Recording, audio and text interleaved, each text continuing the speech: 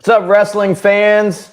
Welcome to another edition of Wrestling After Show. My name is Heath Haynes. I'm Jonny Fairplay. All right, and before we get into everything we have in store for you today, we're going to do a quick word from our sponsor. All right. Coming to Cary's Coca Booth Amphitheater, it's the legendary Roots crew. That's right, the Roots are coming to Cary, North Carolina, Friday, August 30th. And they're not alone. Special guest Macy Gray. This is benefiting the K-Yow Cancer Fund, so get your tickets now. That's right, go to etix.com. That's etix.com. Or come to the venue box office. It's Coca Booth Amphitheater in Cary, North Carolina, Friday, August 30th. The Roots. See you there.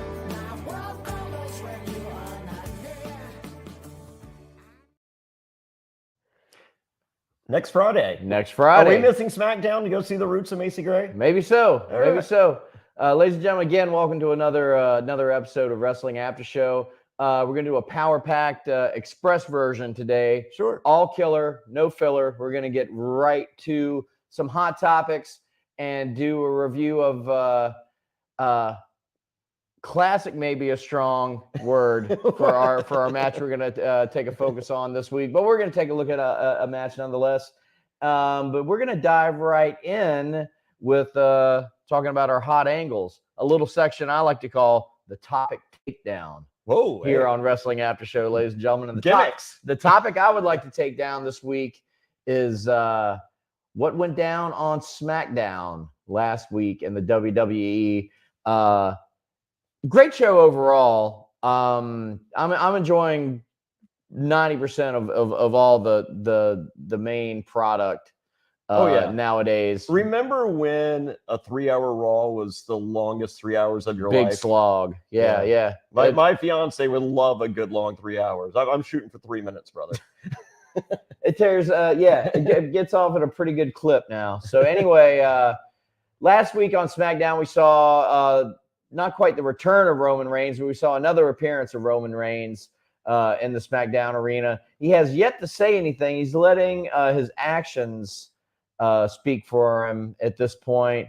But we saw some physicality, and we saw a Roman Reigns in a state that we've never seen him before in as a result of an angle. Now, definitely we've seen Roman Reigns beat down, in the context of a match here and there. He's taken his lumps, but I can't recall a time. I can't even remember where he was Roman Reigns taking a beat down like he that. got packed up on SmackDown this week. And that's probably why it didn't work. One of the many reasons it didn't work his first go around as a babyface was we never really saw anyone get heat on him. He never got to come from underneath. You don't get that sympathy. Yeah. So, and suffering succotash was not helpful. He had a lot going against him in his first babyface run. But it was wild. It was great to see. We saw a pared down modern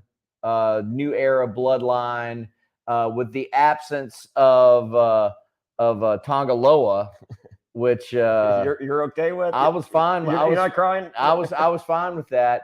And the excellent we got to see the confrontation of Jacob Fatu and Roman Reigns, which I think a lot of people have been looking forward to. And again, Jacob Fatu continues to be the MVP of that organization. We didn't get to see a confrontation so much between them, a face-to-face. All we saw was Roman Reigns finally being reunited with his beloved Ulafala, the symbol of tribal power in their organization, and then to have that reunion rudely interrupted by a walking boot super kick to the face. So the Ulafala? The Ulafala. Ulafala. We can't call it the chili pepper necklace anymore. We got to put a little more honor on this revered artifact. Does that mean he got like meat from chili peppers? I don't know.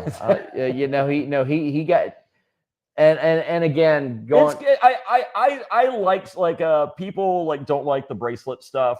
I like the bracelet stuff. On Raw. Yeah. I like the Ulafala stuff. Yeah, man. If you make it mean because everyone's like, what happens when he wants the strap from Cody? Well, right now the Ulafala means just as much as the strap. Yeah, totally. And the bracelet means just as much to CM Punk as the strap. It's the MacGuffin. Yeah. It's the MacGuffin for their. It's the championship for this version of their story. And Reigns, I think he does like. You always talk about a match like, oh well, that match doesn't need the belt, the Drew Punk thing, but it does have. But it is cool to have something sort of physical to put some stakes on, sure. And that's the Ulafala in this case. But Jacob Fatu, the vicious walking boot super kick to the head, which like if you want to look, because the controversy coming out of SummerSlam is Jacob Fatu really injured? Yeah. And I think, and I went on the record early on saying it's all a work, 100% a work. I still don't know. And I say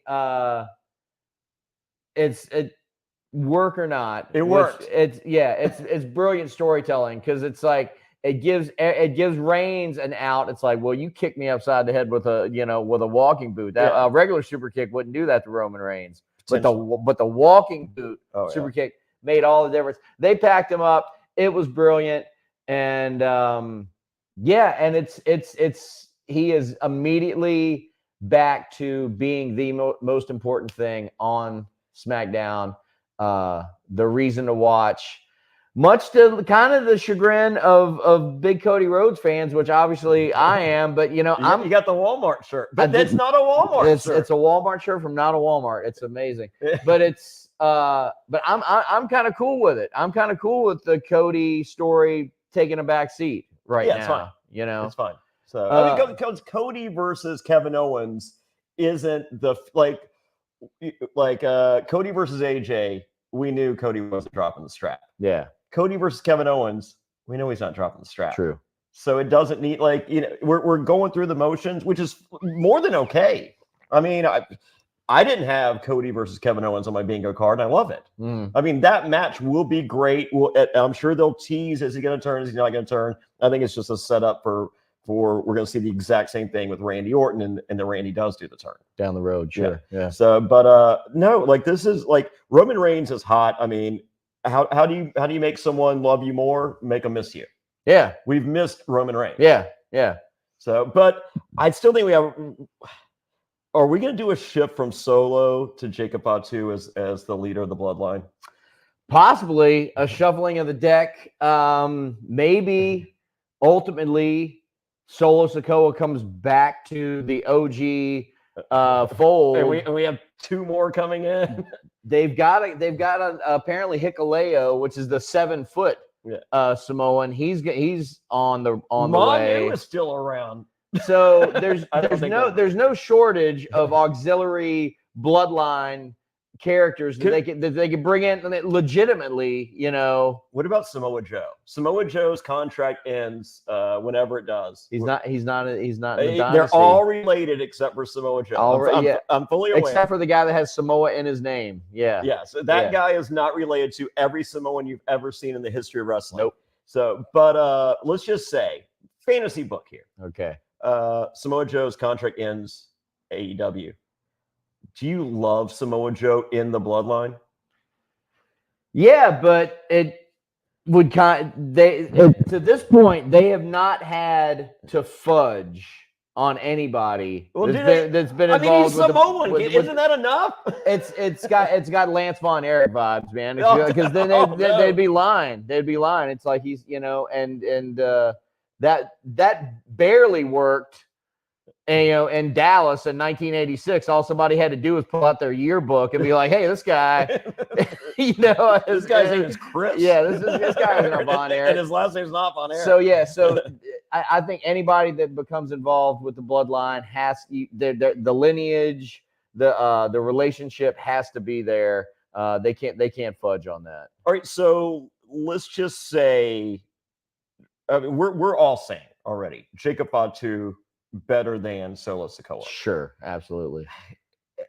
Can they pivot and Solo not lose every? I mean, like, I don't want Solo to turn into Jimmy Uso as a result of this.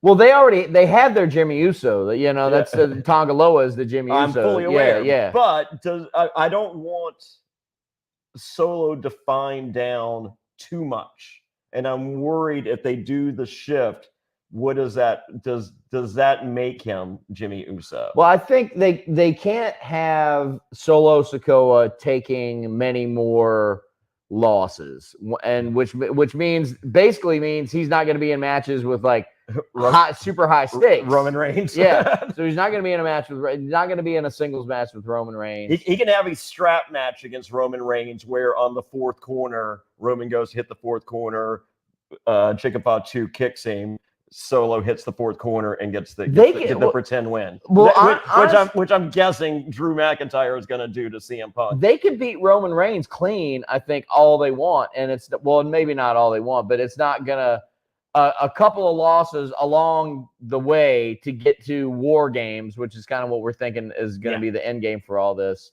If Roman Reigns takes a couple of L's, it's not going to hurt him too bad because he is so over. It's so fun. It's so funny that now that a certain VKM is no longer in Voodoo King Mafia from TNA Wrestling, exactly, who's no longer in creative control or a part of the company. His vision for Roman Reigns the entire time was this triumphant, victorious babyface character, and could never get there.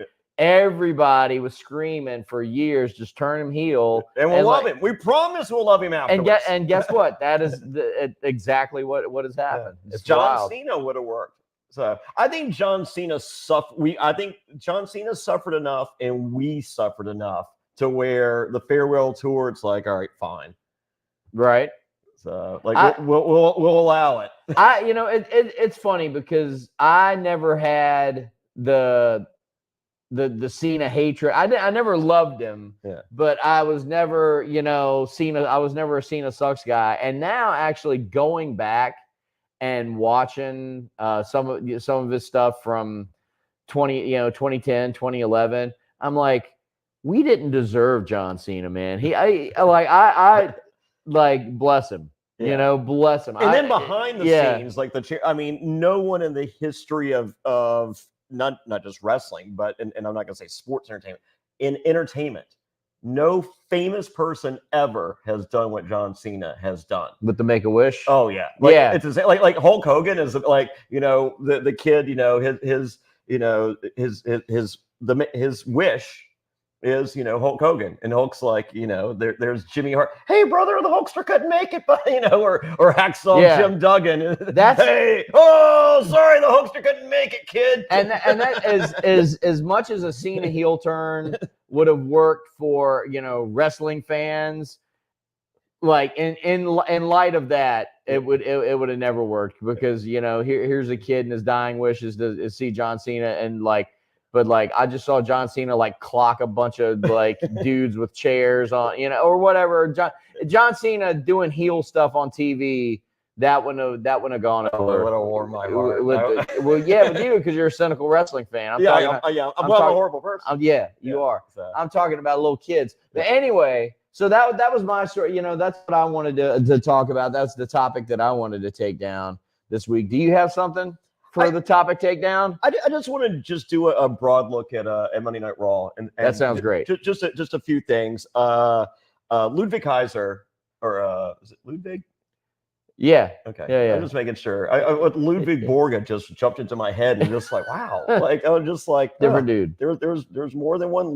There's not too many Ludwigs. It's Beethoven, Kaiser, and Borga. Are the only three. Yeah. Ever. Yeah. Potentially. Who's historically? Yes.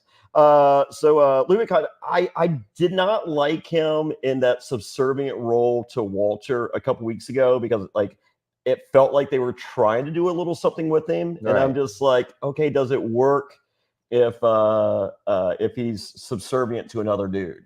And then, and you're like, well, it's working better than Vinci. He's not even on TV. Well, we got Vinci. Vinci's on his way back. He skis in the Alps. He drives Ferraris. Cesaro 2.0. Oh, I can't wait. So he's less Swiss. He's more Italian, but he's much less Swiss. It does have Cesaro vibes. Definitely a European man of means. We saw how that worked out. But I think it does work out with a manager. Sure. So, like, I don't necessarily know a butler or maybe a concierge. Yeah, just a man's man. Yeah. We might have some more valet talk. Yeah. Coming up, and with the classic match discussion. Sure. But yeah, just a man's man. Yeah. That could work for Vinci. But getting back to Kaiser, I did a couple weeks ago. I was like, oh, I just really wish they would have let him stand on his own. I take it back. I like what he's doing good. Not like I think I don't think he lost anything with the loss to Randy Orton. It helped the feud with Walter or Gunther, and we're showing flashes of what I think he's going to be, which is great. In a word, yeah. Well, no, great. I see him as a main eventer down the road. Now's not the time, and so I'm okay. Whereas a couple weeks ago, I'm like, oh, like now I'm just like, you know what? Give the guy a little more seasoning, sprinkle in more wins than losses, but make him that guy that's right below the main event that can eat a loss to a main event. What do you think about this? What do you think about this and this comparison? We always like to take things back to Crockett. Gunther, Ric Flair, Giovanni Vinci, Tully Blanchard. Is there a correlation there possibly? Or Ludwig Kaiser. Ludwig Kaiser. Yes. Yeah. I'm okay with that. Yeah. I mean, you're talking about a huge Tully fan right here. So I don't know if he's. I mean, like, because Tully was never the guy, but like. He's right there. Yeah. So, Tiffy Time posts a few more pictures of them together. He's going to get the heat because there ain't a guy alive going, I'm not jealous of Ludwig Kaiser. It's just like, yeah, you are. I'm sure there's plenty of he ain't hitting that right in the comments. I have a guess that he is. I almost feel sorry for Tippy Time. I'd imagine that guy hits it extra right. He is a genetic specimen. Oh my God! Like he didn't have a cheat day. Yeah, he's rocking about like a 7% to 8% body fat, and that's and to walk around that lean all the time. Yeah, that's on the road. That's with Waffle House. That's some commitment. That's amazing commitment. As somebody who is not necessarily trying to get that lean, but somebody who is always trying to lean down, like that is it takes a lot of commitment, a lot of years. And just on a daily basis to just to walk around like that. Well, I mean, but if to exert yourself that much too, because you get a lot of energy from fat, and when you don't have any fat on you, like all you're not burning lactic acid in the middle of the, So his hats off to his conditioning. So that's your thoughts on Ludwig Kaiser. Yeah. What else is real quick? Maxine Dupree. I haven't seen a lot of Maxine Dupree in action. Like usually, it's that's a bathroom break, or I'm grabbing a beverage break, whatever. I watched Maxine Dupree this week. Mm-hmm. She wrestles like a glow wrestler. Yeah. Like I feel like every other female in WWE wrestles like a WWE female wrestler, and that's a good thing. Maxine Dupree just screams glow, and that is not a compliment. Yeah. It's like, here's some stuff they taught me how to do, and I kind of got it. And I'm gonna go out here and try to do it. So she had a one-on-one with Ivy Nile. Yeah. Whereas I saw Ivy Nile, I was just like, oh wow, here's a professional wrestler, and then I was just like, oh, and here's glow. When Ivy Nile comes out and does that single lat vertical push-up on the top rope and then just holds it, it's like that is so simple, and it's such effective presentation for her. She's a beast. Yeah, I love the pit bull. Yeah, I love it. So and that led into our weekly dose of whatever the fuck you want, whatever the fuck you want. Yeah. I feel like I'm off the bandwagon. You're off the bandwagon. I think now. so. I think I'm off the bandwagon. What did it for you this week? I felt first match-ish. I'm just like, this reminds me of the Job Squad a little bit. Like, yeah, you said that. And I feel we're not Job Squad level yet, but I feel this is Job Squad. My buddy Greg Freeman out in Nashville, Tennessee, who shout out to Greg if he's watching. I might be going to Nashville coming up in September. You might be. Is that right? Yeah. Survivor's doing a viewing party September 14th. And with Jeff Probst. Yeah. And I'm thinking of making the drive. What do you think? I might if I can get a DJ gig lined up. I might do it. But anyway, I was talking to and Greg and I talk wrestling. We could do the after party. Maybe we could. Greg and I talk about wrestling every week, and we've been on the same page with the Wyatt stuff the whole time. And this week during Raw, he texted me during that segment. He was like, "I hate this so much." Yeah. And then he was like, "Why are they there? Why are they there?" And I was like, "Well, apparently it's to strike a pose because that's what they do. They make their entrance with fog machines and spooky lighting. Sure. Thanks, production, because I guess that's going to be the sixth member that we're going to find out down the road. My buddy Rico, the camera guy, or the button pusher. Yeah. Some tech guy in the back that helps them out with all their fantastic production. And they come out and they either do a move or they don't do a move, and then they stage freeze. And it's like I said, it's like they're the drama kid. They're not psychopaths. Yeah. They're not swamp dwellers. And at this point, I don't even buy the fact that they're, wrestlers, they're competitors who, haven't gotten a fair shake. No, they're drama kids and they just like attention and I hate it. But the thing is, they are keeping their interaction to a minimum. It's they're not or if you watch Hulu, not at all last week. Yeah, they're not all over the whole show. They're just like, here's the thing. They come out and it gets over in the room and but I haven't been a fan. For me, and you know this, we haven't talked about that. There was a 24-hour window after their first appearance where I was like, you know what? I'm going to give them the benefit of the doubt. And within that 24 hours, they posted the pic. They posted that picture of them at Whataburger, out of gimmick, smiling for the camera with a fan, and that did it for me. I was like, fuck these guys. But then thinking back on it, it's like as meticulously as that whole thing had been laid out, that was probably a work too. But if that was a work and that was an element of the presentation from the beginning, like, oh look, we just committed mass murder backstage on this television show, but like, hey, we like a nice burger and a hug with a fan too. If that is a part of the presentation, no, swing and a miss, thumbs down. Fuck it. Yeah. What else from Raw? That was it. We had the the new equivalent of creative doesn't have anything for you in this era is okay. Tonight we got you going up against Bronson Reed. Yeah. Apparently. So who got the the Miz got the Bron, but but the promo going into it was a highlight. Was great. It's just like, hey, you want the match? No.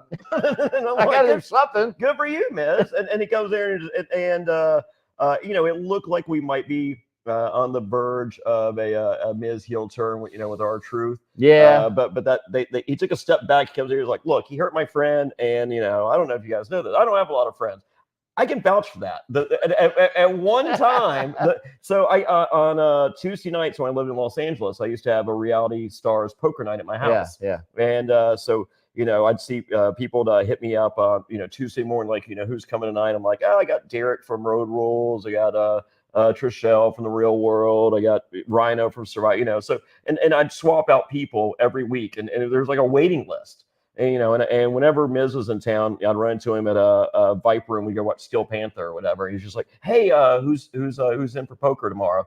And I was like, I already got 5. And he's like, oh, all right. He goes, well, next time in town, hit me. I was like, okay. So anyway, so finally one night, actually, I think we were hanging out with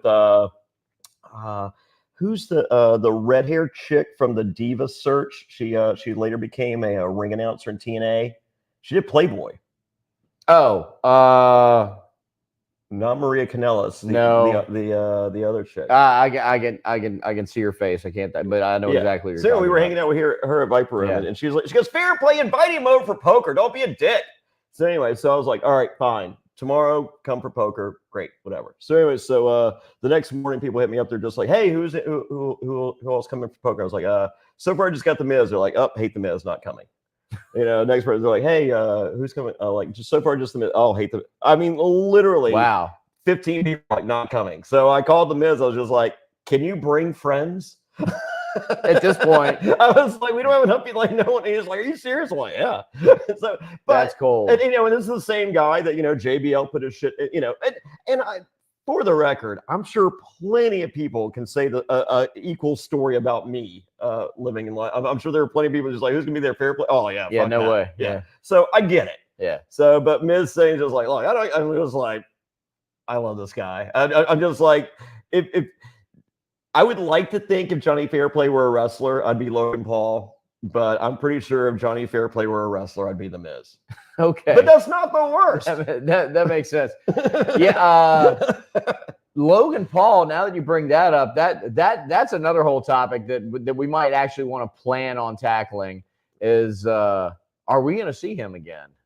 I think so. Did you see the interview with Dom? He asked about going to Japan. Oh yeah, that was hilarious. He's just like, well, okay. That's the best work Dom has done, and he's been doing some good work. Oh yes. Oh, that's the best heel work. He's like, you should wear the hat. That was pretty good. That was pretty good. Yeah, I think we are. Do you think? Yeah. Well, like I said, we'll curb that discussion. I don't want to dive into it, but I think there's a chance we don't. So that might be a nice little. Oh wow. That might be a little point counterpoint that we can have for next week. But I tell you what, if we're done with our topic takedowns, why don't we get into our Matt Classic? Oh yeah. For this week. Well, I'll let you do the intro. All right, so I happen to be at Hearts Reality, the big charity event with over 150 reality stars and wrestlers. This is in 2022, right? This is in 2022. We do it every year. It used to be Hearts Reality. Now it's called the Over the Edge event. And once again, this coming December, we'll be back in Orlando. It'll be 150 reality stars and wrestlers. Like every year, wrestler wise, I mean, like Ricochet's been there, Sammy Guevara, Grayson Waller never misses it. A lot of the NXT kids come over because they do a lot of stuff with Give Kids the World Village, a lot of charity stuff. Scotty Too Hottie's always there. Brutus Beefcake comes. It's a cool deal. And then, as I said, up 100 and some reality stars. So every year we go, and it just so happened that December 2022, NXT was happening, and Grayson was just like, "Hey, you guys want to come to the PLE deadline?" And I'm just like, "I do." Yeah. And so another survivor came. My fiance came. 2 other survivors came, and then there's these 2 twins that are friends with one of my survivors. One of them has short hair, and one of them has long hair. They're identical twins, but they're super cool guys. But they love wrestling, and they like, you'll see them at WrestleMania, you'll see them SummerSlam, and they love reality television, so they happen to be there. So they came with us, and so just like, hey, I got 6. So NXT beyond nice took care of us. It was crazy because I totally spaced that Jeremy Borash works for NXT. Oh yeah, and he was your guy from Impact. Yeah. Oh yeah. Oh, I've stayed at. I've done bad things in Jeremy Borash's apartment in Nashville. Very, very bad things. Holy smolies! Moving right along. He has or was it lambskin condoms? That's a choice that people make. Who does it? Who's that? Your boy, apparently. Yeah, I don't. So anyway, he ended up. I think he married an American Idol chick, if I'm not mistaken. Well, I don't know. Hope Yeah. she gets a blood test on a regular basis. Well, I don't think she needs to. He wears lambskin. Carry on. Okay. So anyway, so we go, and it happens to be Pretty Deadly versus the New Day, and it's New Day's attempt to become Triple Crown winners. And we didn't look this up. Of course, we could have. Possibly the second only Triple Crown winners in WWE. To the Revival. I'm not positive that they won both belts. I know they won the NXT straps and at least one of the WWE straps. Maybe they did, maybe they didn't. But that night, Kofi Kingston became 15-time tag champion, and he was tied for the record at 14 with Booker T. Oh, and Booker T was on commentary, and that's why Booker T had all the heat. He was just like, this motherfucker. So the match, that match we're talking about is December 2022 NXT Deadline. Yeah. The New Day versus Pretty Deadly for the NXT Tag Team Championships.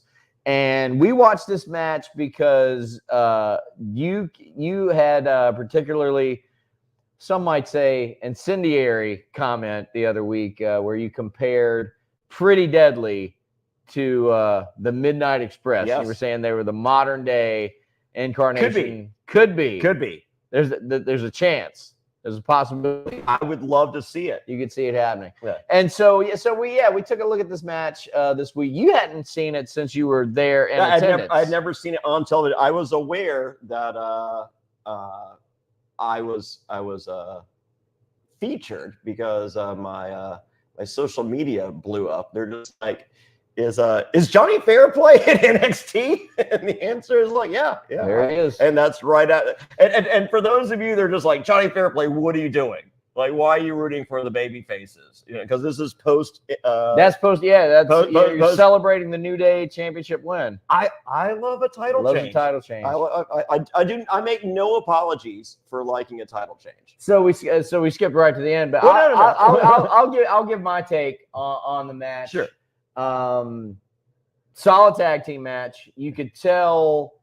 You could tell both teams were super into it.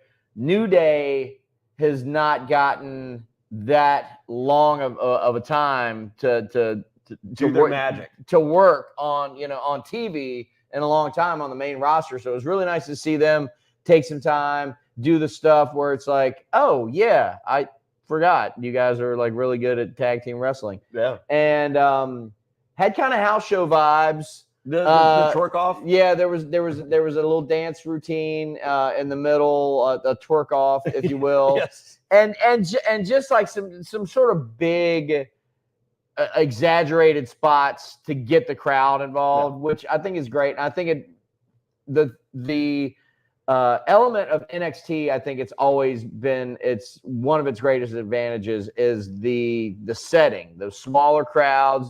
You can, and those guys, New Day know how to work a crowd. Yeah. And so, yeah, they had that room just pop. What was it like in that room? So that I'd never been before. It's at Full Sail, and so it's a lot smaller than you would imagine. I imagine you imagine it's smaller than you think. Yeah, it is. Yeah, it's smaller than you think. They got a hype guy before the show that comes out. Like have you ever been to like the Tonight Show? Or any of those? Yeah, I get it. Yeah, they got one of those. Yeah, warm-up guy. Yeah, and he's great. Yeah, he's like because some of those is just like, oh, I want to leave. Like I don't even want to stay for the show. I hate this guy so much. He's great. So and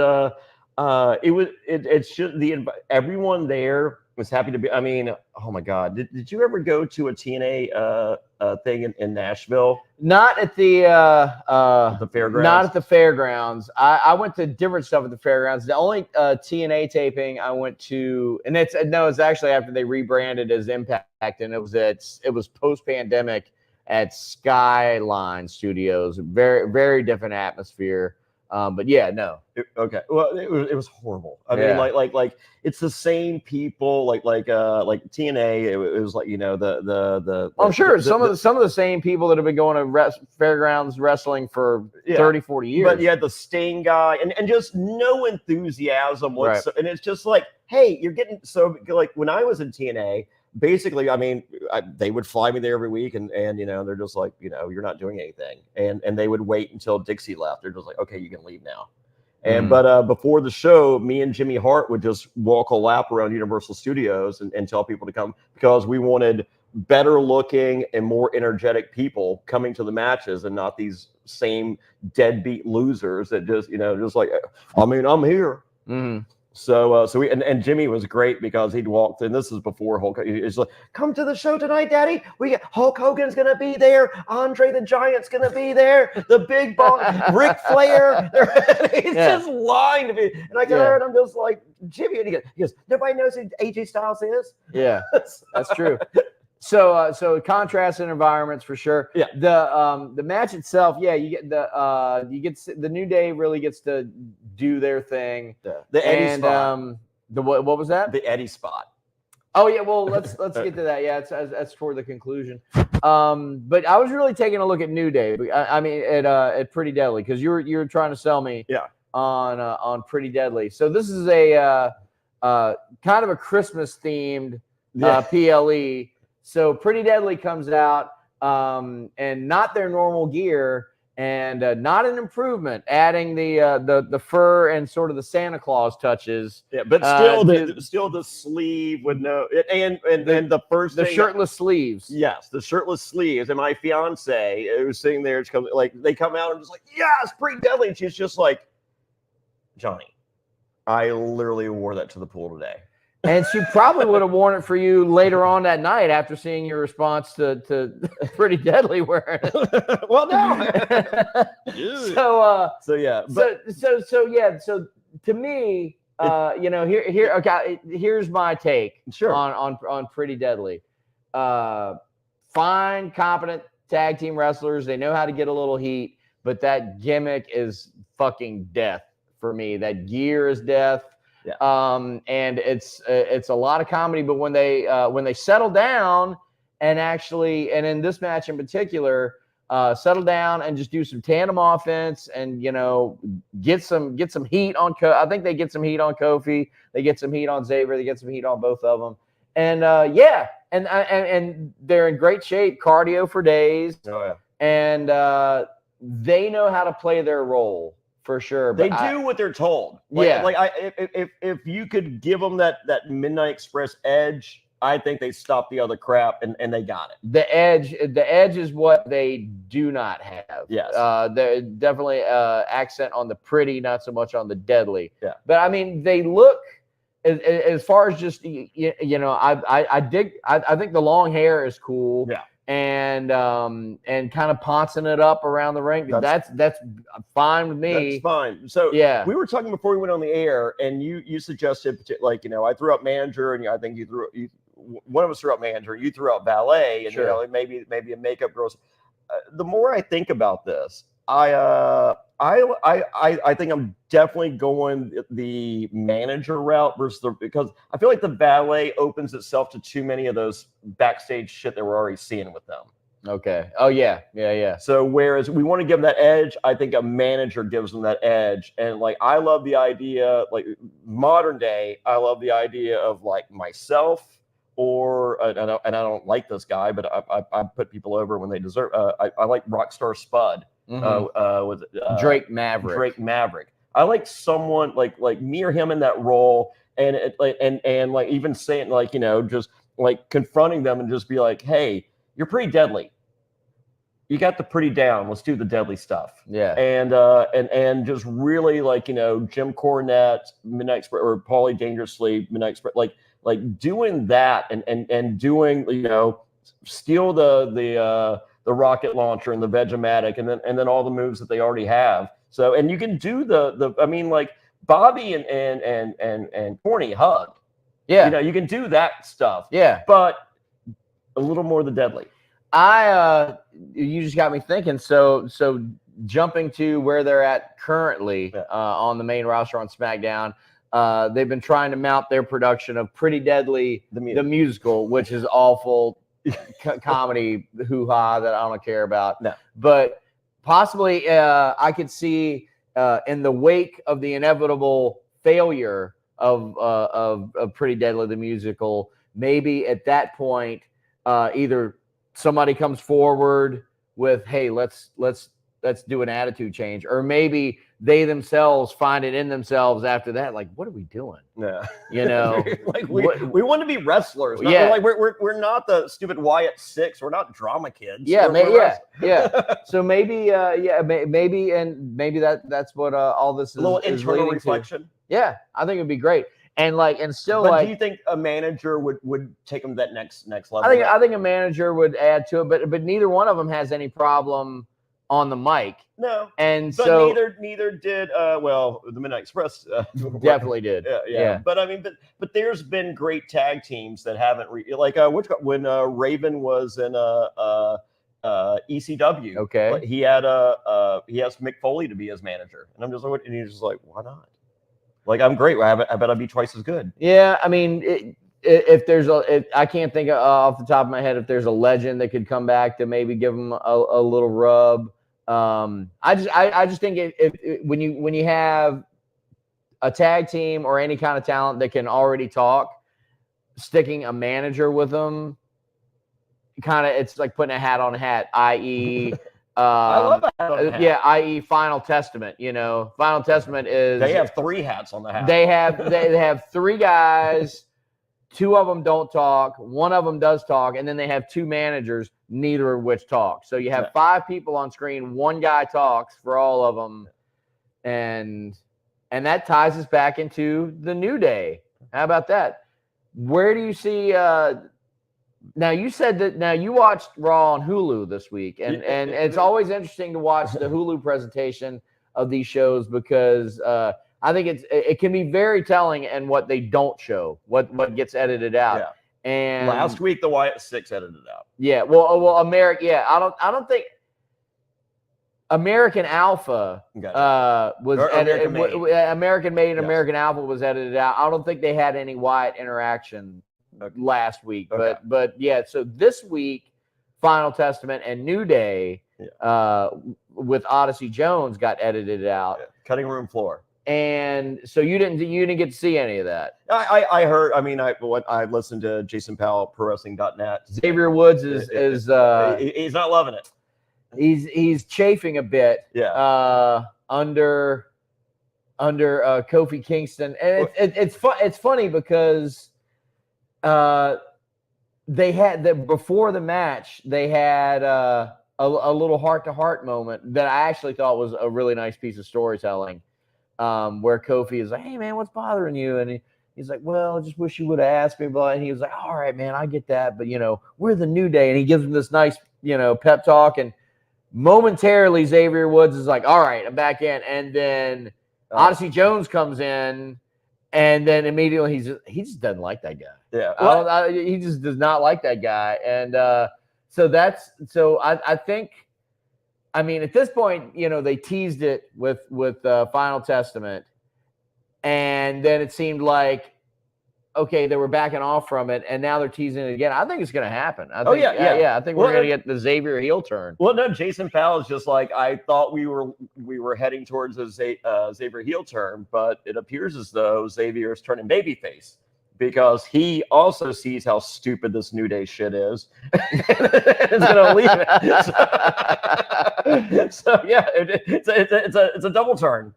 I mean, they might be selling some action figures with that new turtle gimmick they got going on, but man, it's death on TV. I think. Well, Roman Reigns ain't coming out with the turtle gimmick. No, they got him coming. His figure, I think he's like the Shredder. It's like the Roman Reigns Shredder. But he ain't coming out. He's not gonna be coming out. That. So my 7-year-old has a gerbil named Tails, and me and my fiance discovered yesterday that he's definitely deaf, and he's partially blind, and he literally looks like Shredder. It's just like.